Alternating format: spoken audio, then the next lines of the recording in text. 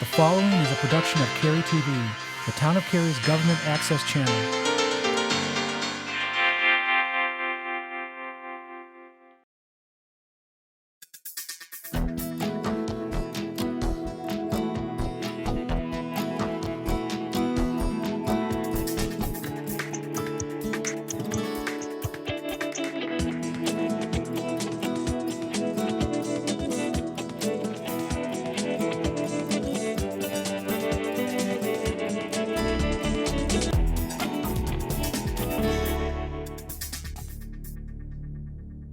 Hi, welcome to Cary Matters, our monthly program that helps keep you informed of the issues that the Town of Cary is working on. I'm Jennifer Robinson, Council Representative from District A, and joining me today is Don Frantz, Council Member from District B. And I'm so glad to have you here today, Don, because we're going to be talking about our vision, the Council's vision for the future of the town. Well, thanks so much. I'm glad to be here. And you're right, we have been doing a lot of talking lately about what the future of Cary might look like. And it's a good idea to share with our citizens what we've been discussing. Yeah, there are lots of aspects of running a town, so having a vision for the town's future can be quite broad. For example, our vision might include everything from being the safest place in America to live to being an economically vibrant place to operate a business. But today, we're going to talk about our vision for our town's development. In other words, what we see as being a healthy mix of land uses and what new developments will look like. Let's talk about our general preferences that might be applied across town as well as a specific site that is of particular interest. Okay, so let's begin by putting development in context of what's going on in our town and in our region. Just about everyone who moves here says that they came because of the job market or because of quality of life, things like attractiveness, safety, cleanliness, or even the weather. The challenge is that we've had a lot of people come here, and over the course of the last 20 years or so, we've had about 19,500 acres developed. At this point, we've got about fewer than 9,000 acres left to be developed that's in our planning area, and people and businesses are continuing to come here. Yeah, and lately the council has been talking about the development of those remaining acres, and much of the undeveloped land is in Chatham County.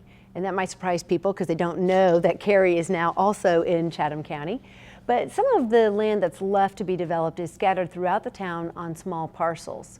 And our focus is turning to what is referred to as infill development.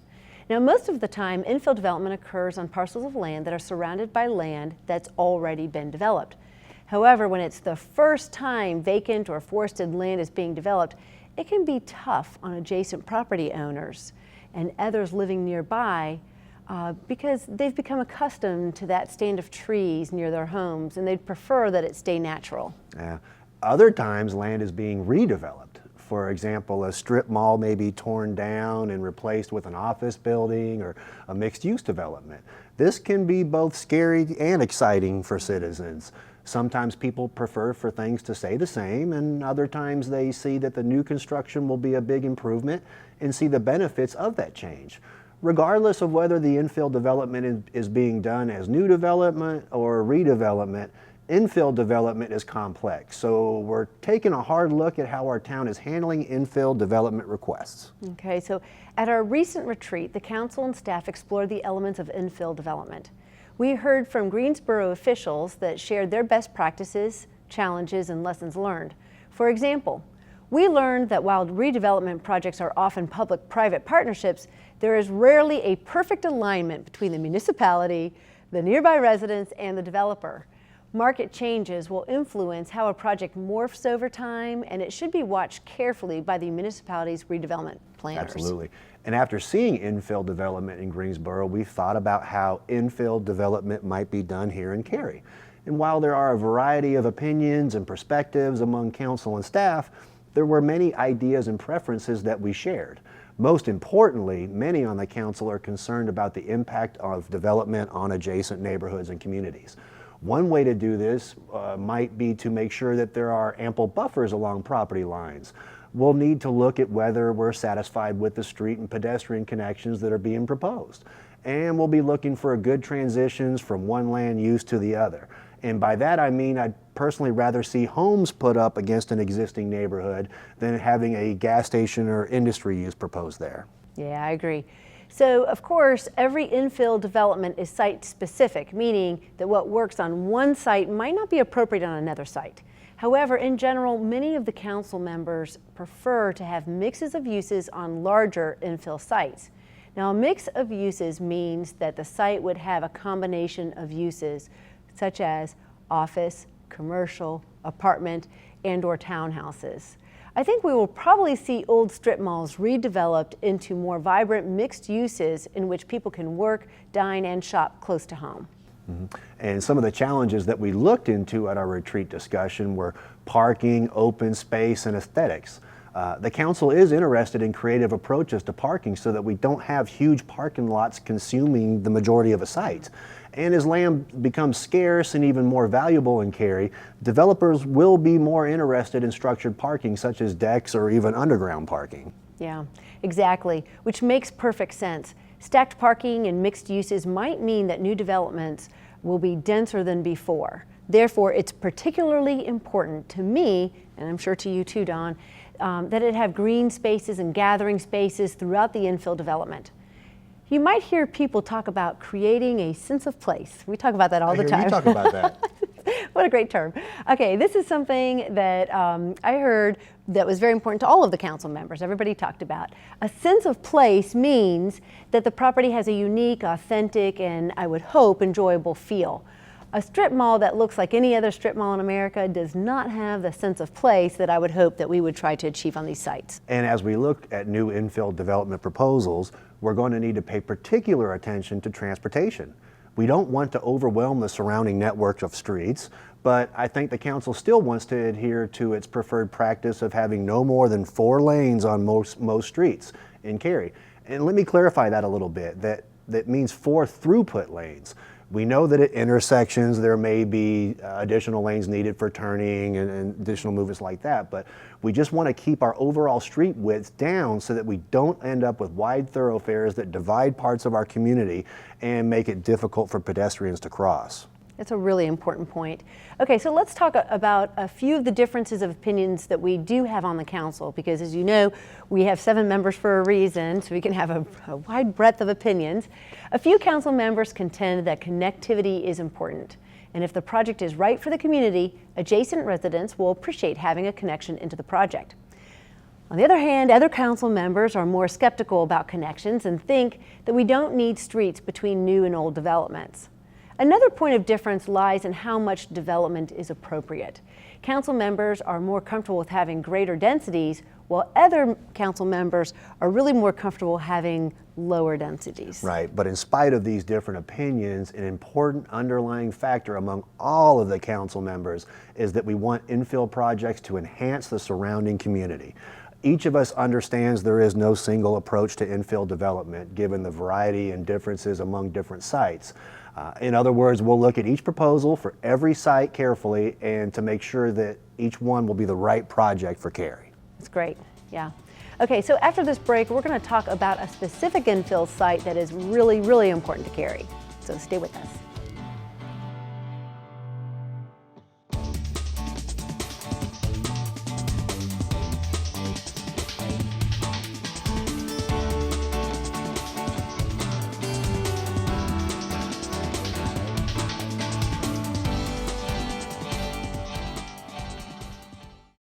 The time is right to head out to Bond Park and have some fun. Test your fishing skills at the water or take a relaxing ride in one of our boats. For more adventure and challenge, get a bird's eye view from the rope course or stay on the ground for team building fun. Whether you're a beginner or an expert, there's an option for you. Need supplies or maybe a cool treat? Visit the concession stand. Our friendly staff is there to help make the most of your day. So gather some friends, the family, or your teammates and come enjoy a day at the Town of Cary's Bond Park.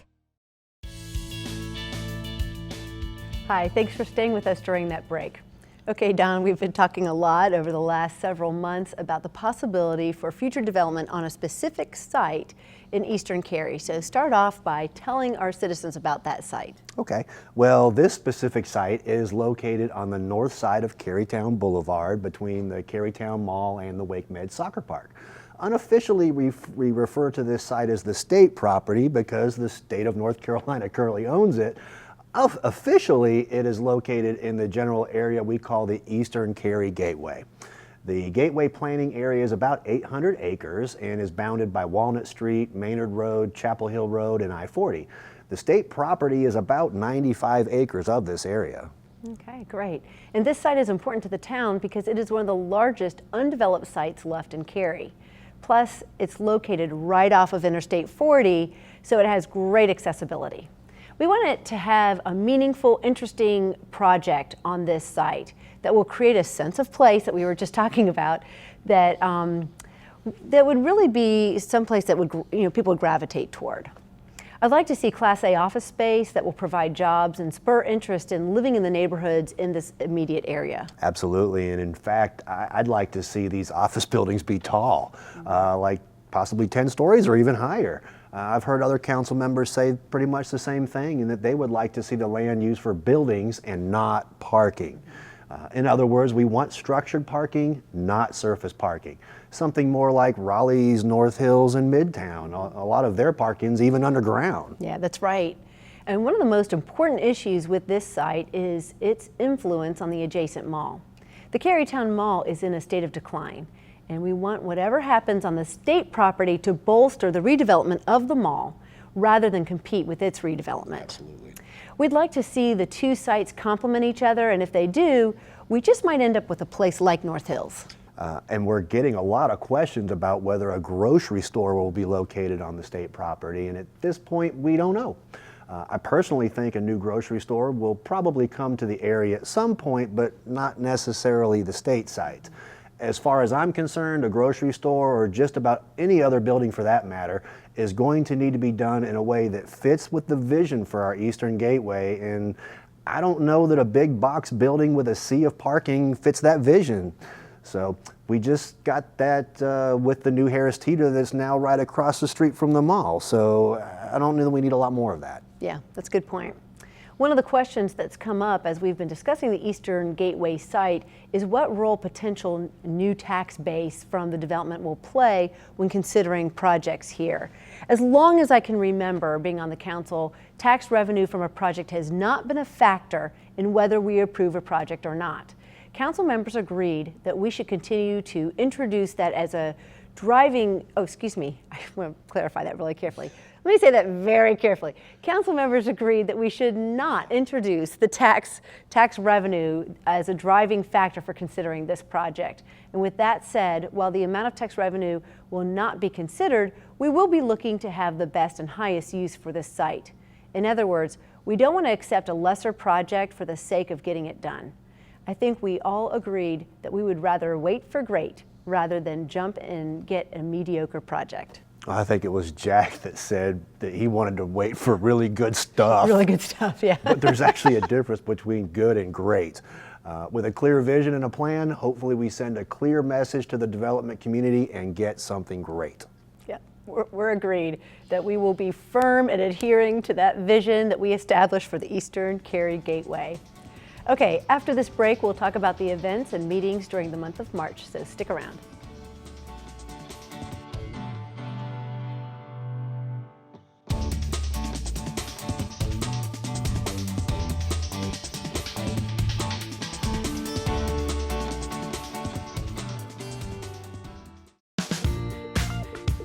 We're staying healthy.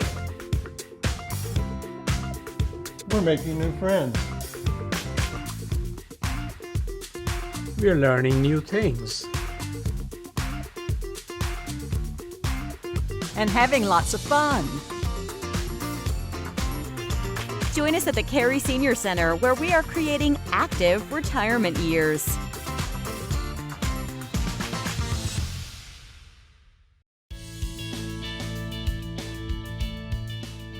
Okay, we are back. In this final segment of Cary Matters, we want to talk about what's happening in March and how you can be involved. So, Don, start us off. What do we have going on? Well, thank you. Well, a lot of people will kick off the month with the 21st Annual Kite Festival at Bond Park on March 5th.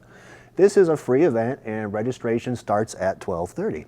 Then on March 10th, 11th, and the 12th, the town is hosting compost giveaway workshops at Bond Park. You'll get advice on composting and 3 free bags of compost to take back home to your yard. Very nice. All right, Bond Park is hopping all month long. Bring your kids down to the park on March 19th at 9:30 a.m. for the annual Easter egg hunt. The egg hunt features one large hunt area with a special section for children younger than 5. Bring your own basket and arrive early to ensure that you are here in time for the egg hunt. We'll also be at work here at the council chambers throughout the month. Council meetings will be held on Thursday, March 3rd, Thursday, March 10th, and Wednesday, March 23rd. You can get information on the meetings and events we just mentioned, as well as many other activities such as the Tobacco Road Marathon, a variety of sporting events, and many other cultural events by going to the townofcary.org and clicking on the calendar in the bottom right corner of the window. Well, that's it for this edition of Cary Matters. We appreciate you watching and hope that what we've shared has been of interest to you. Please let us hear from you, as your time is important and we want this show to be of value to you as we work to bring you, our citizens, closer to your government. I love your enthusiasm. Okay, and remember, help keep Cary litter-free, clean, green, and beautiful by volunteering with our Spruce program. Thanks for watching, and as always, thanks for choosing to call Cary home.